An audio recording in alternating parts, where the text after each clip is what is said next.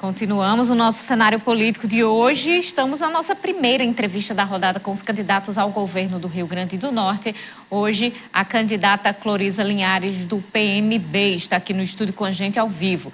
Participe do programa através das nossas redes sociais com perguntas, com questionamentos propositivos.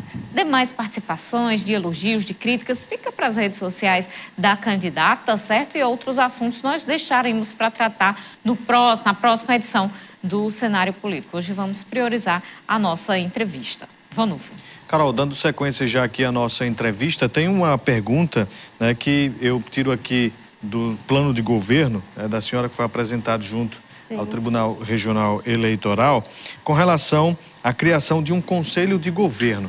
A senhora diz que, se eleita, a senhora vai convidar a compor este conselho os mais diversos integrantes da sociedade empreendedora, liberal, universitária, representantes de trabalhadores e etc. Essa criação desse conselho de governo, a senhora... O que a senhora quer provocar com a criação deste conselho? E se a senhora já tem em mente essas pessoas? Não, a gente não tem em mente essas pessoas. A gente tem alguns nomes, mas não tem algo certo, batido, fechado. Mas já temos alguns nomes. Qual a importância desse conselho? O estado do Rio Grande do Norte tem 167 municípios. Governar o estado do Rio Grande do Norte não é governar a nossa casa ou uma empresa. Então, a gente sabe da complexidade.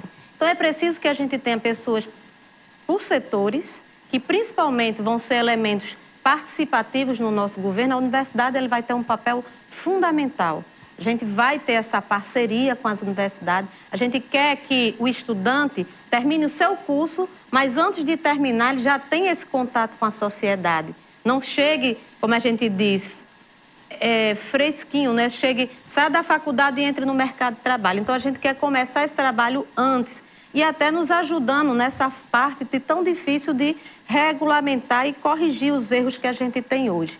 Então, não só isso, a gente precisa na parte empresarial. Por quê? Porque quem gera emprego e renda no nosso estado, no nosso país, principalmente é o micro e pequeno empreendedor, não é o governo. Então, essas pessoas são responsáveis hoje por 74% dos empregos gerados no estado do Rio Grande do Norte. E eles têm que participar, porque a gente precisa discutir. Então, essa é a forma democrática, mas principalmente de a gente ajustar e acertar nas decisões. Então, é necessário que esse conselho seja formado e que a gente vai traçar metas, porque a gente vai ter uma gestão de resultado. Vamos trabalhar com a transparência. Por quê? Porque os resultados vão vir de acordo com o termômetro sociedade. Então, a gente precisa de um sistema transparente em que a população possa ser participativa e o Conselho vai nos ajudar dentro de um planejamento que já traçamos, esses ajustes que acontecem necessário durante o período. Por quê? Porque às vezes a gente não conta com situações que surgem durante o percurso. Um exemplo, a pandemia. Ninguém contava com a pandemia que surgiu e não estava nos planos. Então, a gente vai precisar dessas pessoas intelectualmente, mas também com experiência de vida para contribuir no nosso governo para a gente atingir a nossa meta.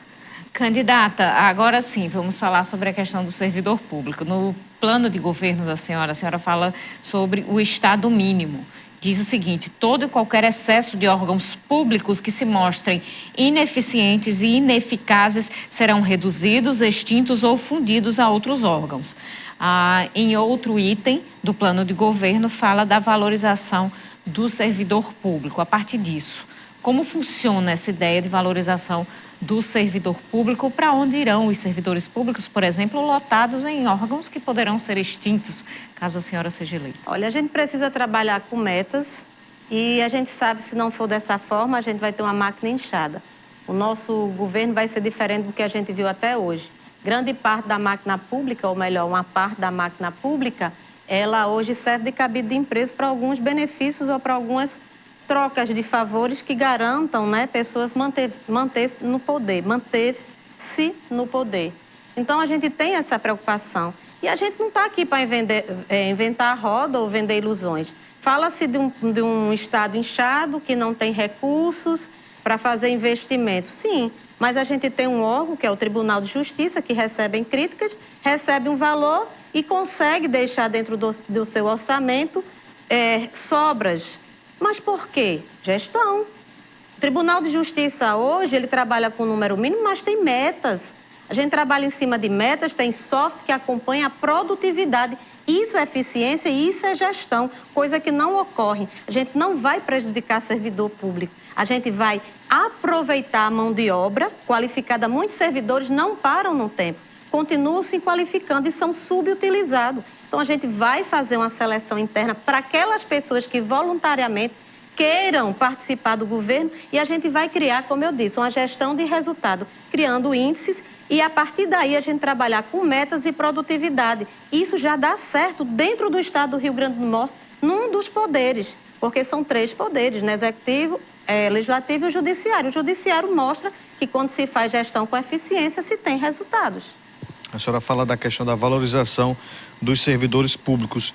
Como é que deve ser a valorização deste trabalhador que muitas das vezes é criticado pelo serviço que presta? Olha, eu convido as pessoas a visitar as delegacias. Eu sou casada com um delegado de Polícia Civil. Há 30 anos sou casada, mas de profissão ele tem cerca de 25 anos. Eu fui policial penal 5 anos aqui na Mário Negócio e na cadeia pública de Mossoró. Vá visitar a delegacia do seu bairro. Olha as condições em que essas pessoas trabalham. Quando você passa por uma situação que precisa do serviço da segurança pública, entre numa delegacia e me diga como é que você se sente. Então, você começa a ver que a questão do ambiente de trabalho não é favorável, em sua maioria.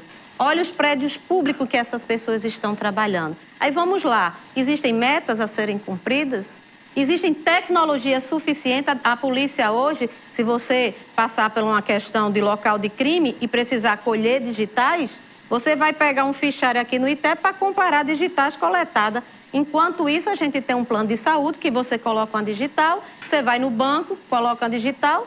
Então, isso é uma coisa simples, atual, mas que ainda não é disponível para órgãos públicos que tem um papel fundamental como a segurança pública. Vamos para a saúde pública.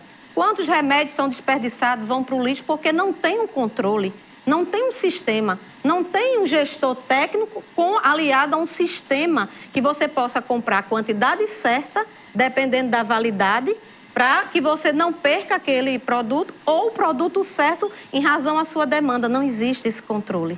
Então, é preciso que a gente avance nesse sentido. E serão convidados servidores, porque muitos servidores têm qualificação, mas ficam limitados, bitolados a um setor, em razão da convocação quando ele prestou concurso. Poderá haver concursos internos para realocar aqueles que desejam e, com certeza, de acordo com a sua produtividade, vai ser gratificado. Quem produz mais deve ganhar algo mais, né? Candidata, sobre educação, dentre vários itens, a senhora fala em pouco espaço sobre a Universidade Estadual do Rio Grande do Norte. Quais são os planos da senhora para a UERN? Primeiramente, a felicidade, né? Minha primeira formação foi na UERN, né? Primeira governadora que vai ser formada pela UERN, mas além da primeira formação, graduação, tenho 2 pós pela UERN, que é Contabilidade Gerencial e Segurança Pública e Cidadania. A UERN, ela é um patrimônio, né, do Rio Grande do Norte que precisa ser valorizado. A minha satisfação diz respeito à sua autonomia. Então, a gente ficou muito feliz quando foi possível, né, a UERN tornar-se independente e autônoma.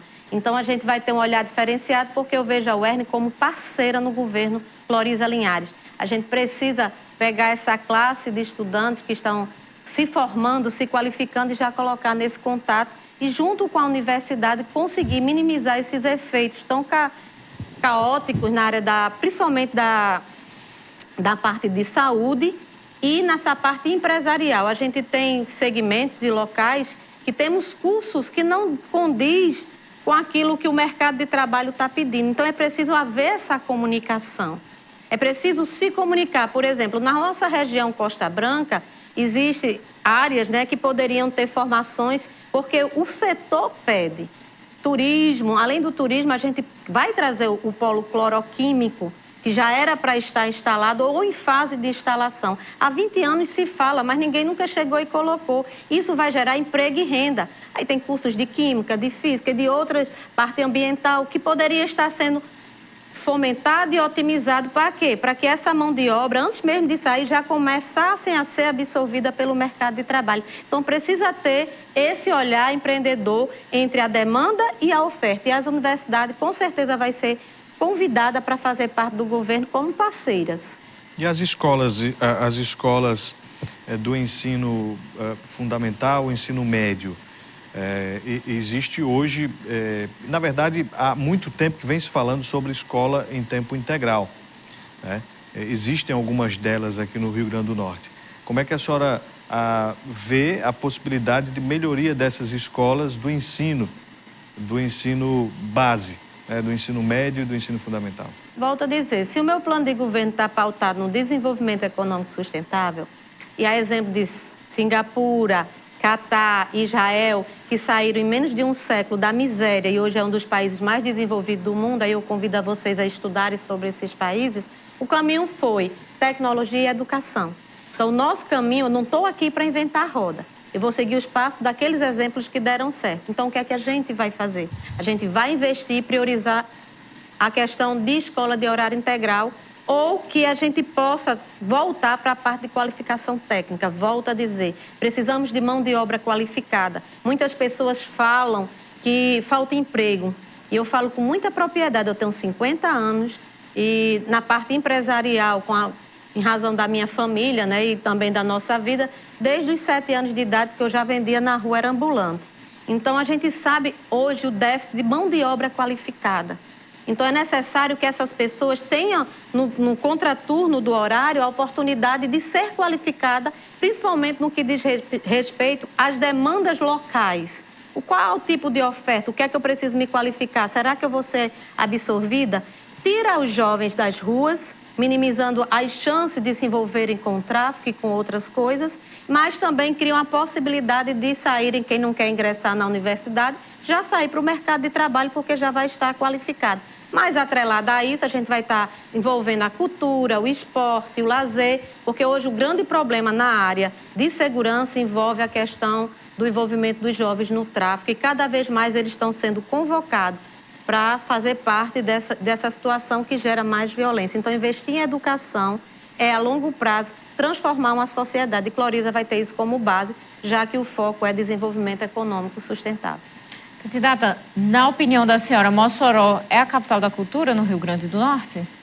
Eu acho isso complexo. Eu sou suspeita, né, Carol? Não é que eu sou de Mossoró, eu acho. Mas conhecendo todo o estado, eu confesso a você que o Rio Grande do Norte é um estado riquíssimo e é plural.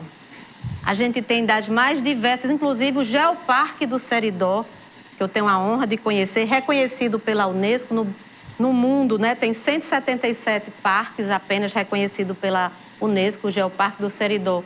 No Brasil é um dos 3 que existe e assim é um patrimônio riquíssimo, mas também temos Mata Atlântica, que poderia ser local para biodiversidade, inclusive para laboratórios, né, de medicamentos que não são laboratoriais, né, são naturais. E assim, a gente tem muitas riquezas e cada local tem uma cultura rica. Quando a gente começa a visitar, a gente vai descobrindo as regiões. Então, Mossoró realmente ela explora mais, vende melhor e está saindo na frente em razão disso. Mas tem muitos interiores aí esquecidos, jogados, até porque com esse problema na infraestrutura das estradas, não conseguimos interiorizar o turismo. E aí acabamos perdendo espaço e, consequentemente, receitas. Porque quanto mais turismo, né, acontecendo no nosso estado, mais recursos para os cofres públicos. Vamos fazer mais um intervalo. No próximo bloco, a gente volta e conversa mais com a candidata Cloriza Linhares.